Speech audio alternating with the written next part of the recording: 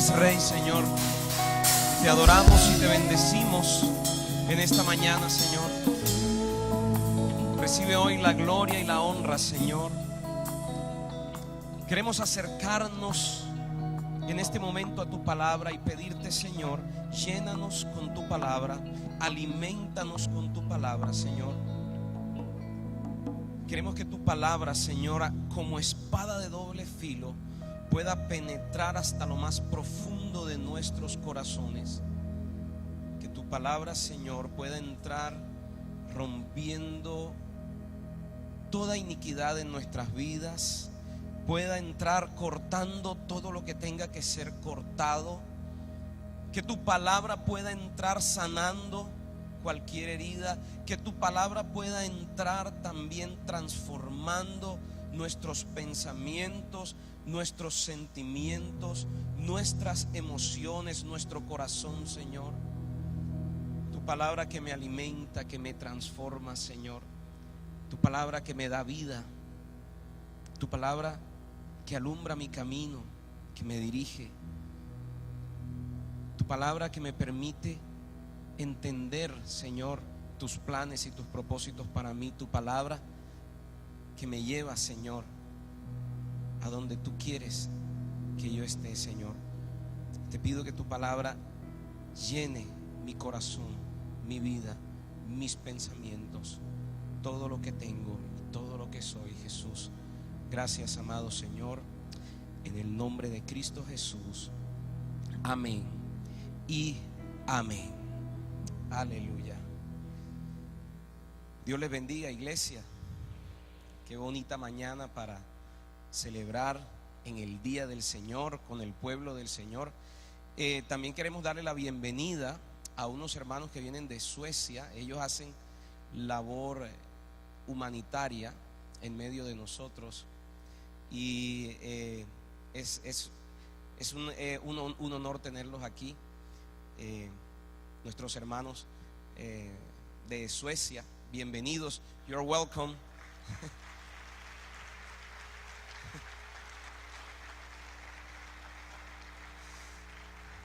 Y bueno, hoy el Señor puso en mi corazón profundizar un poquito acerca de uno de los puntos que hablamos la vez pasada. ¿Cuántos recuerdan la prédica del domingo anterior? Levanten la mano, ¿cuántos recuerdan? Hablábamos acerca de perseverar. ¡Qué bien! Gloria a Dios.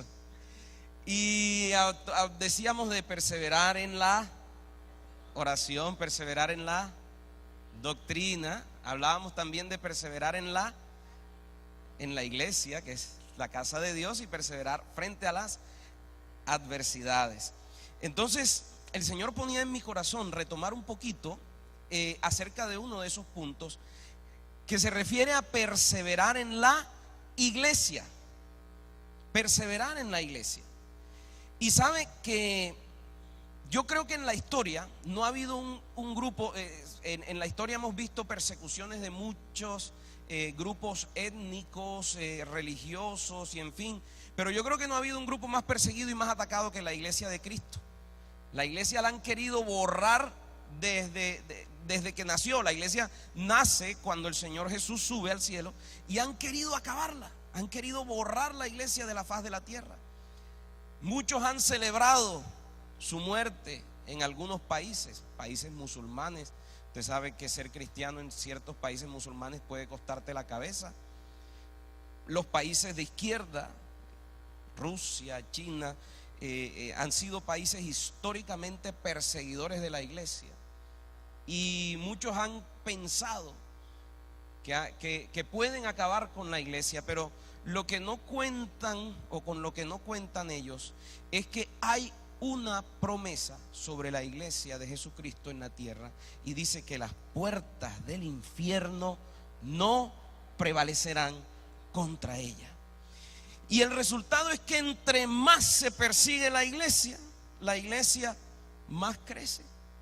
Desde los primeros años de la iglesia se desataron las persecuciones y la iglesia ha sobrevivido persecuciones a muerte. Primero de los judíos. Desde el primer momento los judíos quisieron acabar a los primeros predicadores les decían no puedes hablar, los amenazaban de muerte.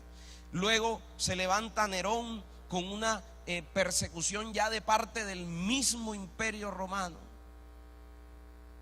y han querido acabar con la iglesia, pero ha sido imposible porque hay una promesa que está sobre ella. Pero a pesar de todos esos enemigos, los judíos, en aquel momento los romanos, hoy los musulmanes, los gobiernos de izquierda, a pesar de todo eso, la iglesia, el peor y más destructivo enemigo que ha tenido que enfrentar, no ha sido ni siquiera el diablo, ni los musulmanes, ni los paganos, ni los comunistas.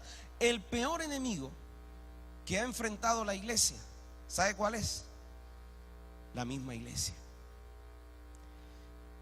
A los apóstoles, que vivían en un contexto de persecución imperial, de persecución oficial, les preocupaba más el enemigo interno que el enemigo externo, porque nada hay más devastador que una enfermedad autoinmune. No sé si usted sabe lo que es una enfermedad autoinmune, que tu propio sistema de defensa, tu propio sistema inmune destruye tus células.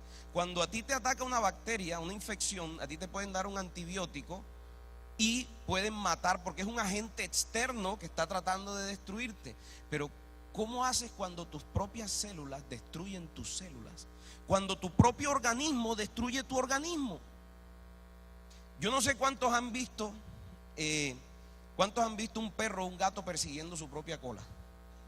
Usted lo ha visto, ¿cierto? Hacen videos curiosos de eso, y de pronto el perrito está dormido y cuando abre los ojos y lo que ve es la cola y empieza, y a veces se la alcanza, y cuando se la alcanza se la muerde. ¿Cierto que es ridículo? Exactamente eso mismo pasa cuando los creyentes agreden creyentes, cuando los creyentes agreden iglesias, de cualquier manera que la agredan. Es tan ridículo como cuando un perro se muerde su propia cola, o como cuando una persona se autoinfringe daño. Usted ha visto personas que de pronto se dan golpes contra la pared, personas que se muerden a sí mismos. ¿Qué piensa usted cuando usted ve a una persona que se empieza a morder a sí mismo, o que se arranca los pelos, o que se golpea contra la pared? ¿Usted qué le viene a la mente? ¿Está enfermo? O como dijeron por ahí ahorita, ¿está loco? A veces simplemente hay ciertas enfermedades. Y resulta que nosotros en la iglesia hoy vemos mundanos que nos ayudan y creyentes que nos agreden. ¿Cierto que parece ilógico? Hermanos atacando hermanos, hermanos atacando iglesias, hermanos atacando ministros. Y en aquel entonces también sucedía, y a los apóstoles les preocupaba más eso. Mire lo que dice en la epístola del apóstol San Pablo a los Gálatas, en el capítulo 5, versículos 14 y 15. Gálatas capítulo 5, versículos 14 y 15. Si los muchachos de Comunica me colaboran con los versículos, Gálatas 5, 14. ¿Cuántos lo tienen ya ubicado? Mire lo que dice: porque toda la ley en esta sola palabra se cumple. ¿Cuál es la frase? Amarás a tu prójimo como. Dice que eso condensa ¿qué? Toda la ley. Versículo 15. Pero, ¿qué dice ahí?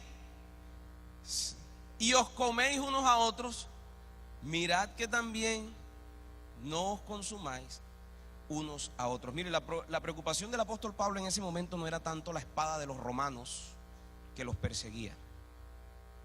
A él le preocupaba, más que la espada de los romanos, le preocupaba la lengua, o en este caso los dientes de los cristianos. Y yo no sé si a usted le ha pasado, pero a mí a veces me parece increíble lo que uno oye a la gente hablando de las iglesias. Mire, yo creo que he oído más a los cristianos hablando mal de las iglesias que a los que no conocen al evangelio, que a los que son del mundo. Es que la iglesia está llena de hipócritas. ¿Le suena familiar? Por eso es que yo no voy a ninguna iglesia. ¿Le suena familiar también eso? Vamos a ver si le suena familiar otra frase. Es que yo no sigo a hombres, yo sigo a Cristo. Uy, qué espiritualidad tan tremenda. Se me erizan, ¿no? Es que yo no tengo pastor porque mi pastor es el Salmo 23. Salmo 23, ¿usted sabe qué dice el Salmo 23? El Señor es mi pastor y nada me faltará. Mordiéndonos unos a otros como el perro que persigue su propia cola, o el enfermo mental que se autoinfringe daño, se muerde o se hiere. Siguen a Cristo porque dicen que yo no sigo a hombres sino que sigo a Cristo. Siguen a Cristo pero atacan lo que Él más ama. ¿Usted sabe por qué Jesús se sometió al sufrimiento al que se sometió? Por la iglesia, la novia del Cordero. Siguen a Cristo y atacan lo que Cristo más ama. ¿A usted le parece eso coherente? Tan coherente como el perro que muerde su propia cola.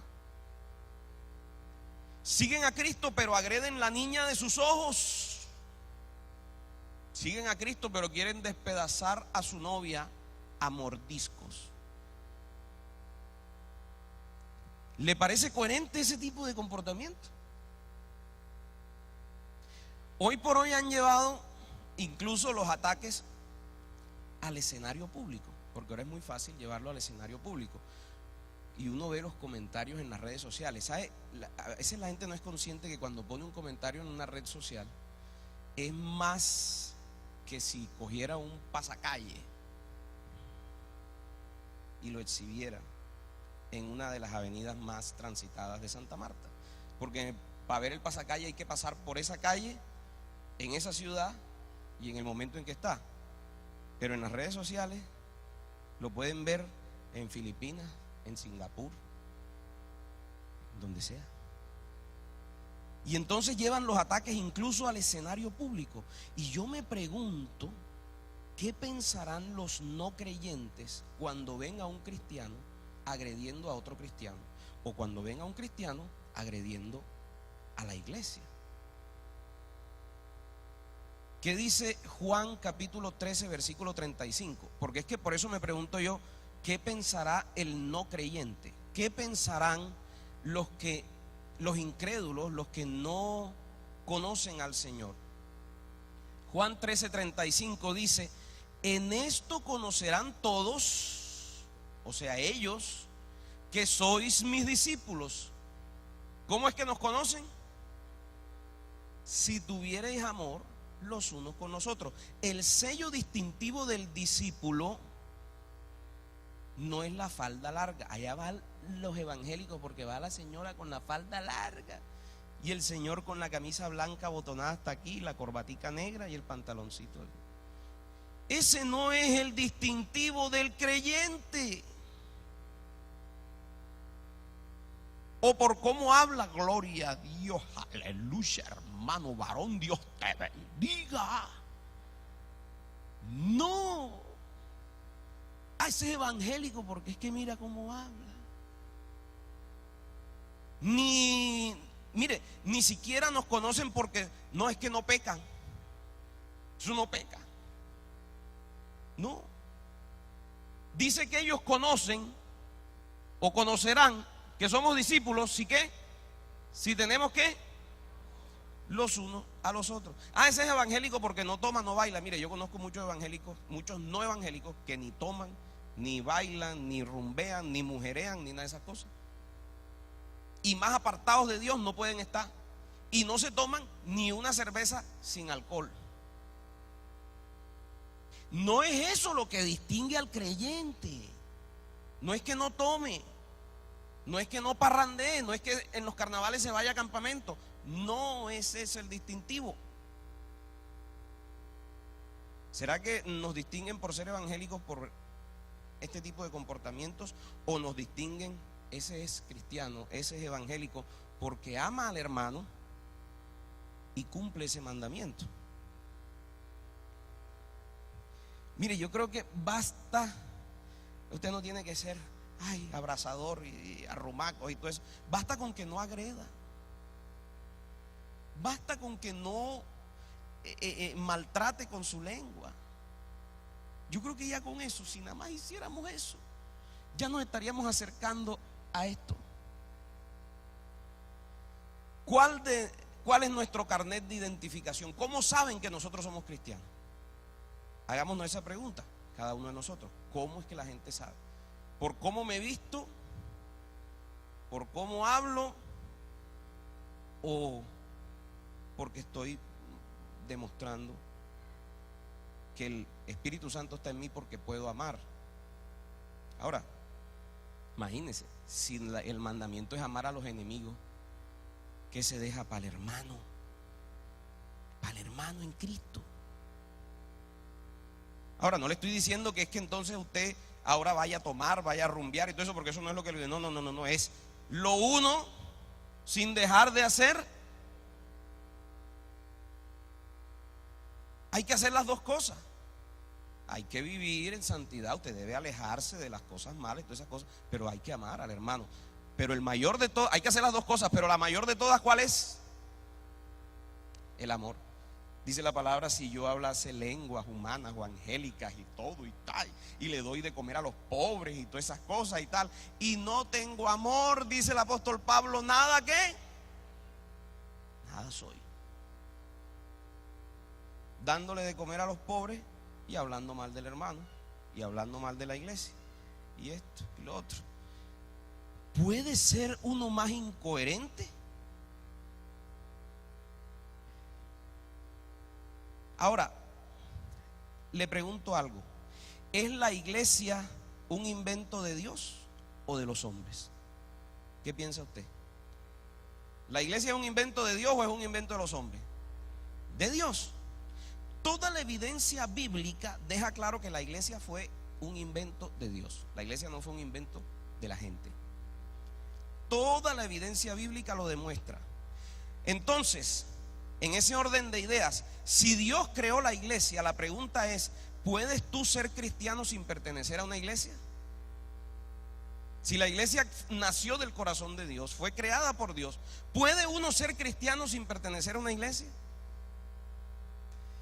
Ay, pastor, yo sé que Dios creó la iglesia, pero es que yo soy un cristiano tan especial, aleluya, tan puro, tan santo, que a mí el Señor me exoneró de pertenecer a cualquier iglesia. Yo estoy exonerado. No, es que, pastor, que en Santa Marta hay 250 iglesias, les decía el dato oficial de la Asociación de Pastores. Que aquí en Santa Marta no hay una iglesia que me dé a mí, mejor dicho, que me dé la talla. Hay 250, no hay una que me dé la talla. Estoy exonerado. Yo no tengo que pertenecer a ninguna iglesia. Yo no voy a ir a meterme allá donde esa cantidad de hipócritas pecadores, porque es que me contamino. Santo.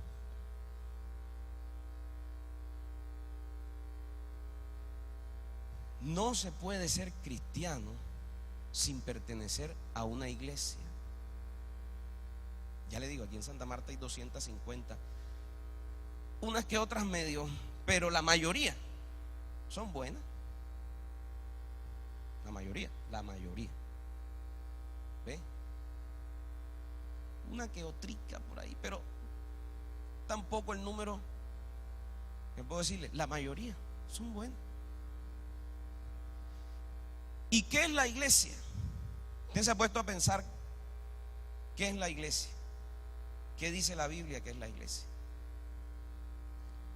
La iglesia sigue y seguirá siendo, un ejemplo, la congregación de los primogénitos. Mire lo que dice Hebreos, en el capítulo 12, versículos 22 y 23. Dice: sino que os habéis acercado al monte de Sión, a la ciudad del Dios vivo, Jerusalén, la celestial, a la compañía de muchos millares de ángeles. Se está refiriendo a la iglesia.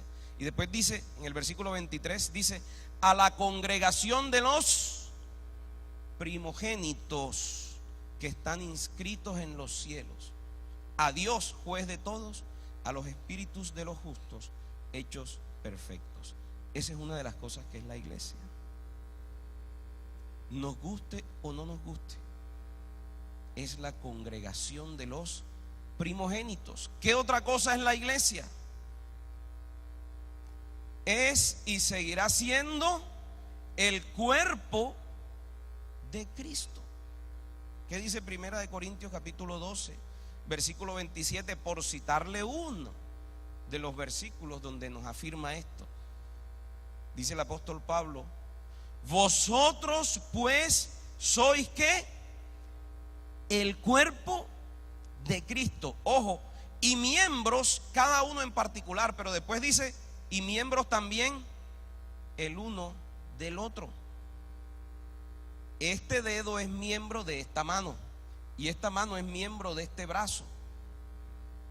Por ende, esta mano, este dedo, es uno de mis miembros. Usted es uno de mis miembros. Yo soy uno de sus miembros. La iglesia es y seguirá siendo el cuerpo de Cristo. Me encanta también cuando Pablo le da instrucciones a Timoteo en las epístolas pastorales. En la primera epístola de Timoteo, en el capítulo 3, versículos 14 y 5, ¿qué es la iglesia? Es el instrumento con el que Dios proclama y mantiene la verdad en el mundo. Mire lo que le dice Pablo a Timoteo: esto te escribo, aunque tengo la esperanza de ir pronto a verte, versículo 15, para que si tardo, sepas cómo debes conducirte en dónde. ¿Qué está diciendo Pablo ahí? Que la iglesia es ¿qué? La casa de Dios. Y lo dice: ¿cómo debes conducirte en la casa de Dios, que es ¿qué? La iglesia del Dios viviente, nada más y nada menos. Y después mire lo que afirma. ¿Qué es la iglesia? ¿Qué dice de la iglesia que es? Columna y ¿qué? Baluarte de la verdad. Dios mío, si estamos buscando verdades, la gente anda buscando la verdad. Y dice que la iglesia es columna y baluarte de la verdad. ¿Usted cree que es para que nosotros ataquemos las iglesias? Tremendas afirmaciones. Es que sobre todo este pasaje donde Pablo le habla a Timoteo, me parece que hace unas afirmaciones contundentes. La iglesia es la casa de Dios, el lugar donde Él habita.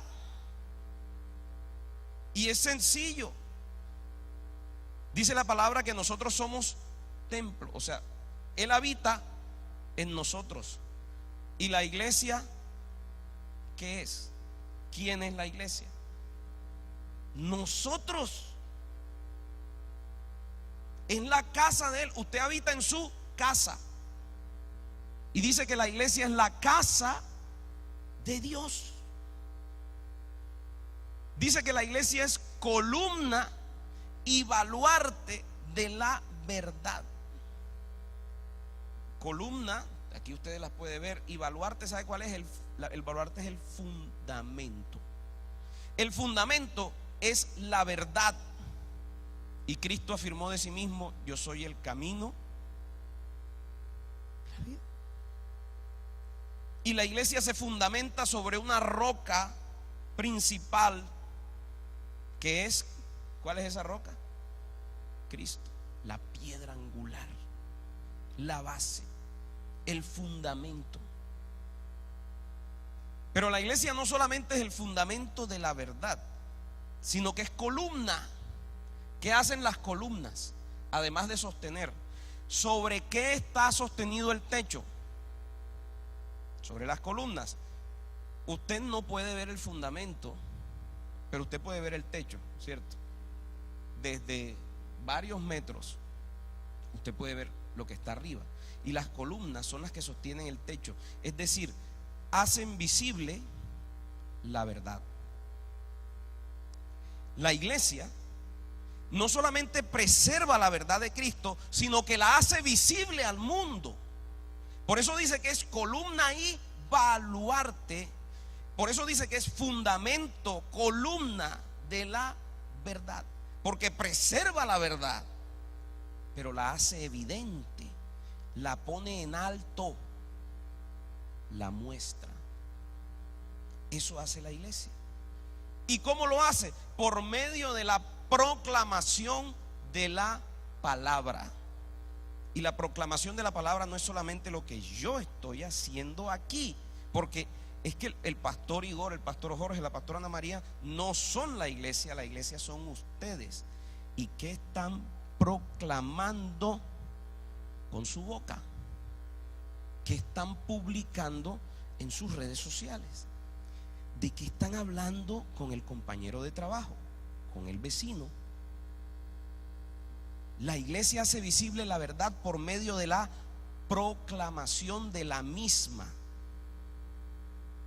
Y yo creo que la proclamación más eficaz no es esta, aunque la hacemos con un micrófono y aunque la transmitimos por internet y puede llegar a cualquier parte del mundo. La proclamación más eficiente es la que usted hace cuando sale de aquí. Lo que usted dice, lo que usted habla, cuando se encuentra con su familia, con sus compañeros de trabajo, con sus compañeros de estudio, con sus vecinos, con sus amigos. Y a través de lo que usted habla, se hace visible la verdad de Cristo. Entonces procuremos, tengamos el cuidado de que lo que nosotros estamos hablando y publicando y todas estas cosas coadyuve a que la verdad de Cristo sea puesta en alto, porque usted es columna de la verdad. A que la verdad de Cristo se haga visible y que nos conozcan no tanto por el atuendo, ni por esto ni por aquello, sino que nos conozcan por el amor. La iglesia, mi amado hermano, es el lugar donde Cristo manifiesta y hace evidente su presencia. ¿Por qué? Porque es que el Señor, no es que es la presencia del Señor. Mire, el Señor es omnipresente. Él está en todas partes. Él está aquí, como puede estar en un bar, como puede estar en los lugares de pecado, pero se manifiesta, se muestra, se evidencia su presencia. ¿En dónde? En medio de, dice la palabra, que Él habita en medio de las alabanzas de su pueblo. Ahí es donde Él se hace evidente. Por eso esta mañana, cuando estábamos alabando al Señor, yo no sé si usted podía percibirlo, pero la presencia del Señor se hacía palpable. Cuando estos muchachos estaban aquí cantando y adorando, la presencia del Señor se podía percibir.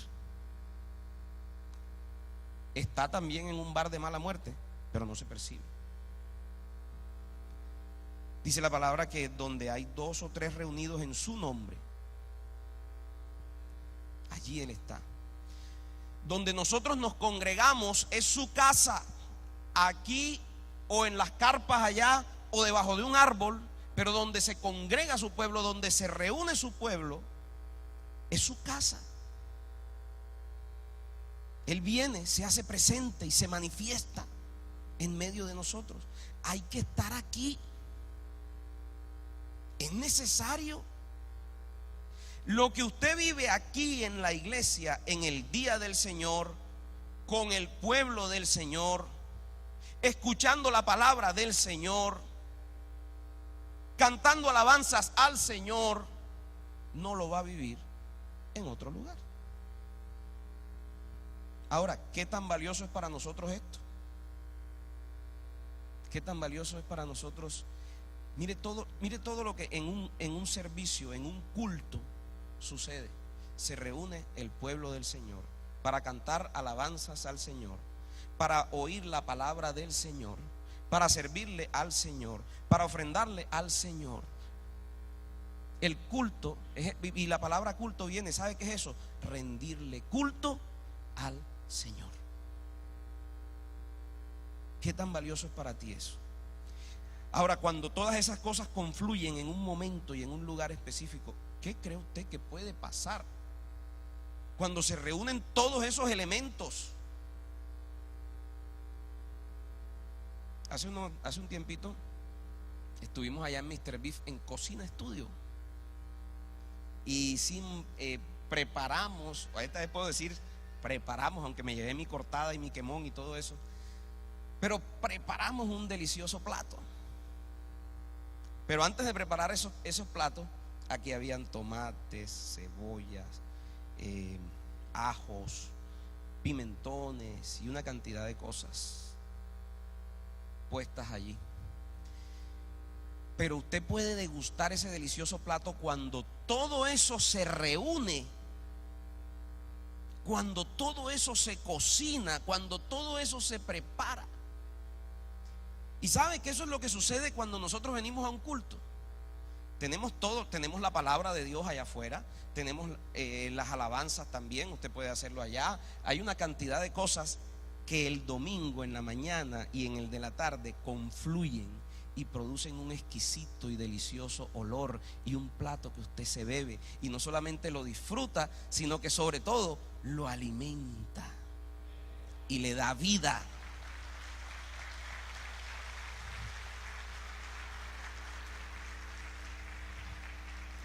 ¿Qué tan valioso es para nosotros esto? Usted sabe que yo no entiendo esos hermanos que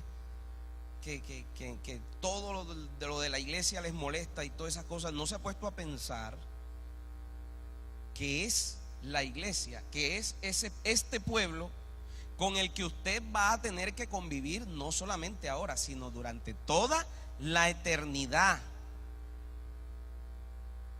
Es que allá es cuando empieza. O sea que usted no se libra de los hermanos ni cuando se muere.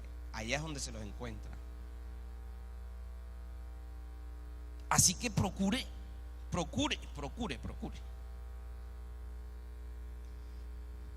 Pastor, pero es que en la iglesia pasa esto y esto y esto y esto. Hay que tener una visión realista de la iglesia. La iglesia es imperfecta por una razón, porque la iglesia está compuesta de seres humanos, donde todos, absolutamente todos, somos imperfectos. Claro que tenemos que estar conscientes de que la iglesia es imperfecta, de que la iglesia, recuerde que la iglesia es gente. Y la gente falla, nosotros fallamos, nosotros pecamos, nosotros nos equivocamos. ¿Y sabe qué? Nos vamos a seguir equivocando. Porque la iglesia es y va a seguir siendo en este lado de la eternidad imperfecta, va a ser perfecta de la eternidad para allá. Pero tenemos que tener esa perspectiva real. La iglesia es imperfecta, será imperfecta. Vendrá la perfección en su momento, porque seremos perfeccionados. Pero ser conscientes de nuestra imperfección no puede llevarnos a agredir a la iglesia. Y no puede llevarnos a ver a la iglesia como lo peor del mundo, la reunión de los hipócritas, cuando el Señor dice que es la reunión de los primogénitos. No puede desenfocarnos. Claro que hay que ser consciente de la imperfección y de la realidad de la iglesia, pero no por eso podemos agredir. Si usted se va a poner a buscarle imperfecciones a la iglesia, hermano, va a encontrar muchas. Y no le hablo de la iglesia como organización. Si usted quiere buscarle fallas a la iglesia, empiece porque el pastor esto, el hermano de la alabanza esto, el de allá abajo, entonces el uno es gruñón, el otro es peleonero, el otro es esto, el otro es esto. Vea, hermano, la lista es interminable. El otro es flojo, el otro se duerme, el otro llega tarde, es impuntual, incumplido. Y la lista es interminable, porque la iglesia es imperfecta. Pero dentro de la imperfección, porque en el mundo toda sociedad humana, llámese iglesia, llámese lo que sea, es imperfecta. Pero dentro de la imperfección, déjeme decirle algo, somos lo mejor. O podríamos decir, somos de lo mejorcito.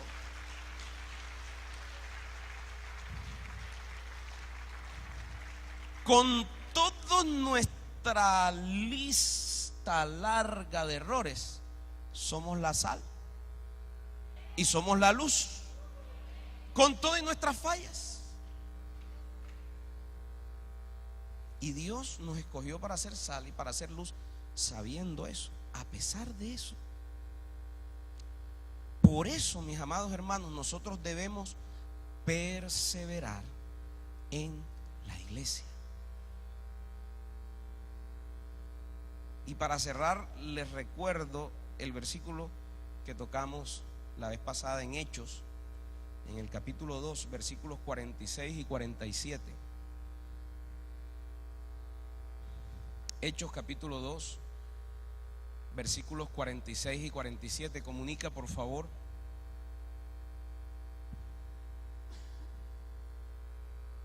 Vea, aunque los hermanos de Comunica se demoren, fíjense,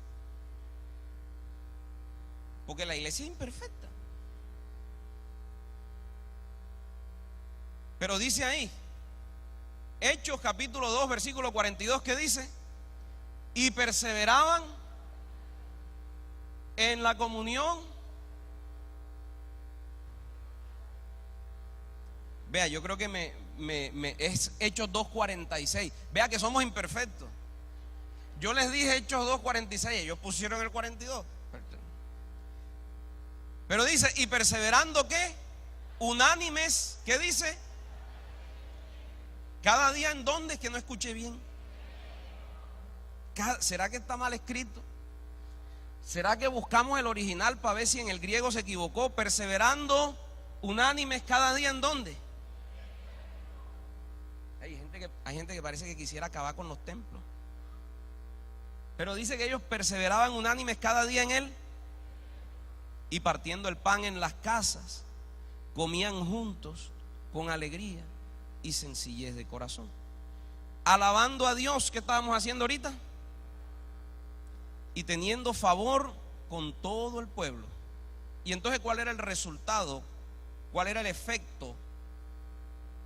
¿Qué dice ahí? Y el Señor, ¿qué? Cada día en la iglesia, los que habían de ser salvos. Eso es lo que nosotros hacemos cada reunión, amado hermano.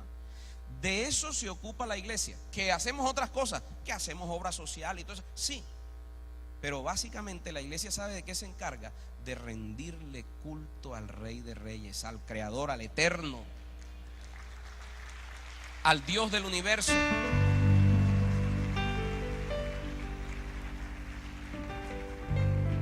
De manera que yo creo que debemos pedirle al Señor que nos ayude a permanecer en la iglesia, que nos enseñe a ayudar a la iglesia, que nos enseñe a fortalecer la iglesia, que seamos parte de la iglesia, que seamos de los que suman. Mire, cuando yo era un pelado en año 89, estaba yo todavía, esta iglesia no existía, estaba yo allá en la iglesia de Barranquilla. La iglesia Centro Bíblico siempre ha sido una iglesia pionera en Barranquilla, siempre ha sido una iglesia de mucha excelencia, y eso a veces levantaba críticas. Y yo recuerdo, en ese entonces estaba el pastor Álvaro Bruzón predicando y le decía a los hermanos: hermano, si usted no va a ayudar, por lo menos no reste. Pero yo le digo algo: seamos de los que suman. Mire, empuje para arriba su iglesia, apoye su iglesia, sustente su iglesia, no le reste fuerza. Yo recuerdo esas épocas, ya que toqué lo de los años 80, yo recuerdo aquellas épocas cuando éramos perseguidos. Muchos años atrás, los primeros misioneros que llegaron pagaron precio de sangre por implantar el evangelio aquí. Los misioneros gringos pagaron precio de sangre.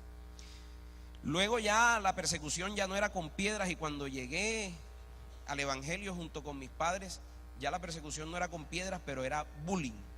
Si tú eras cristiano, tú eras objeto de toda clase de críticas, sátiras y una cantidad de cosas. Éramos perseguidos. Éramos perseguidos. Y yo recuerdo que en aquel entonces cualquier conquista, cualquier cosa que la iglesia, llámese centro bíblico, llámese cualquier iglesia, conseguía, era motivo de alegría para todo. Se convirtió fulano y toda la iglesia se gozaba. Se convirtió un concejal, se convirtió por allá el gerente de tal empresa. ¡Wow! No me importaba qué iglesia iba, pero eso era motivo de gozo. Cuando yo me enteré que se había convertido Richie Ray, Dios mío, yo recuerdo aquellas épocas. Estábamos bajo una persecución. Hoy por hoy ser cristiano es hasta cool. Pero en aquel entonces no.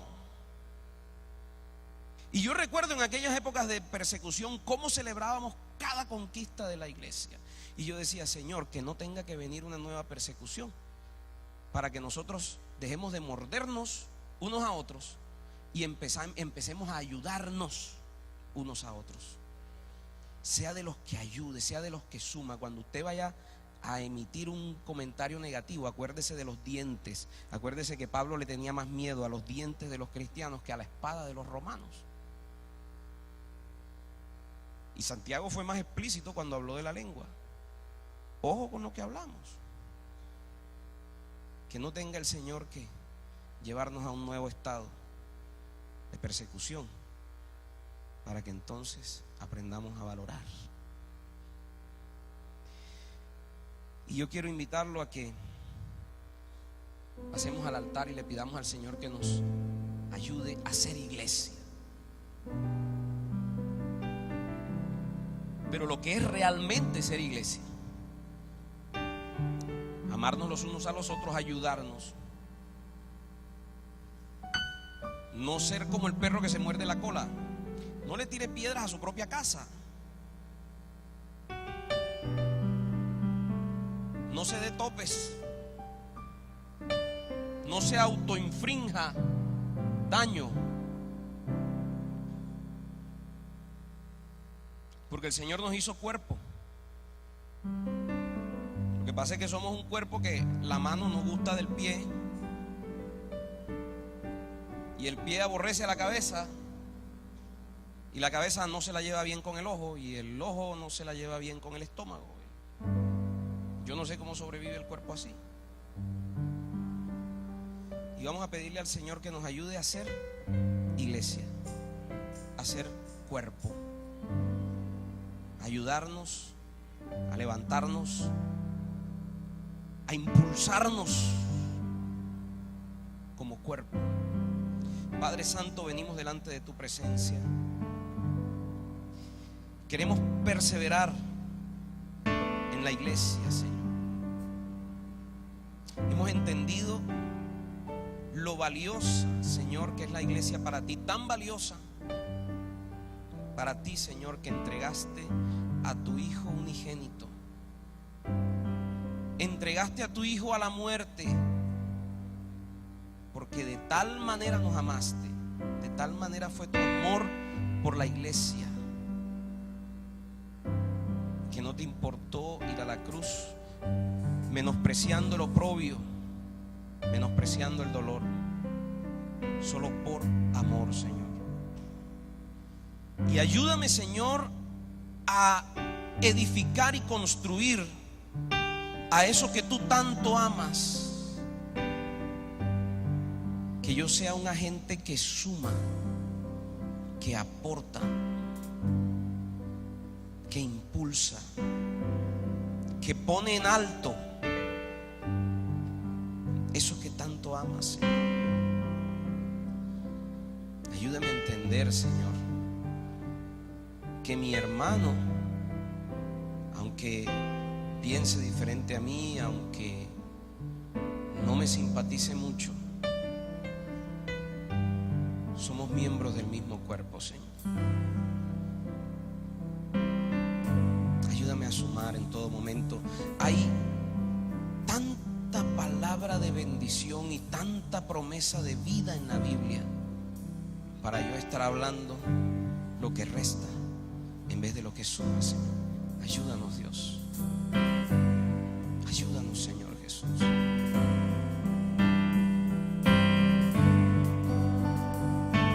Ayúdanos, Señor.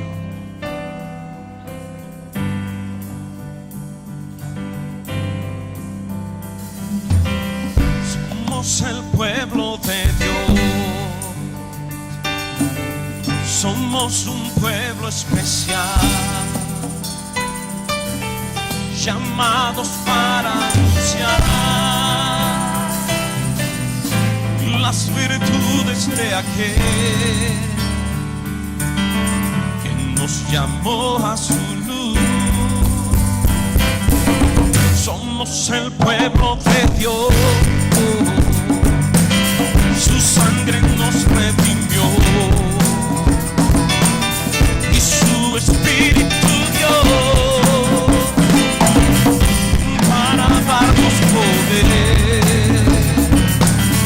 y ser testigos de Él.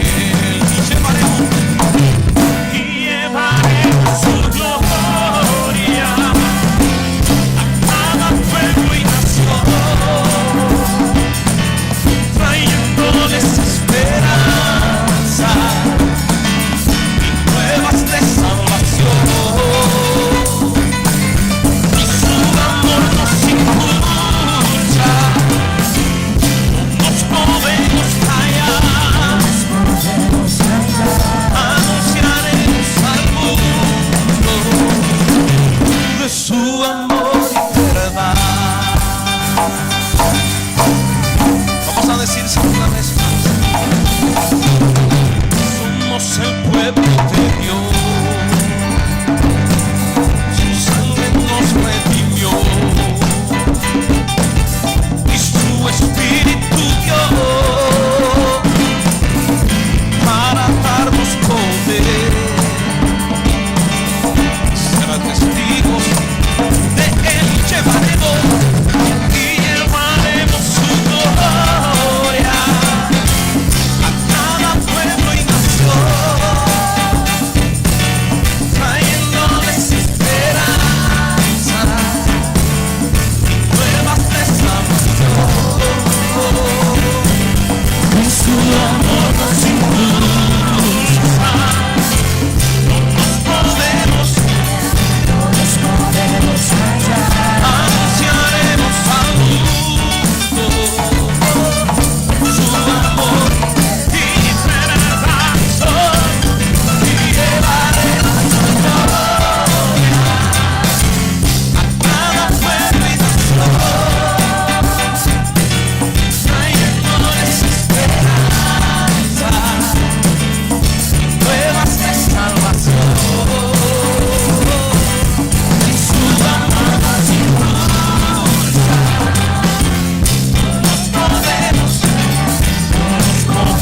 callar, anunciaremos al mundo de su amor y verdad. Sí, Señor, su amor y su verdad.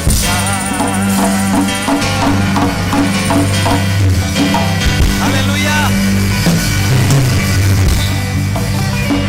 Señor Jesús, hoy más que nunca y desde el fondo de mi corazón, yo bendigo tu iglesia.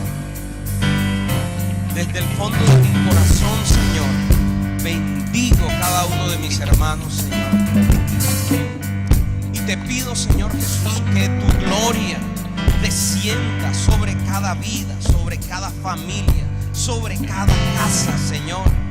que cada uno de mis hermanos pueda caminar viendo tu favor, viendo tu amor, viendo tu gloria, viendo tu misericordia delante de ellos, abriendo puertas, moviendo lo inamovible, Señor, alcanzando lo inalcanzable, conquistando, Señor, en tu nombre, pero sobre todo proclamando tu verdad, Señor. Yo bendigo tu iglesia en el nombre del Padre, del Hijo, del Espíritu Santo. Amén y amén.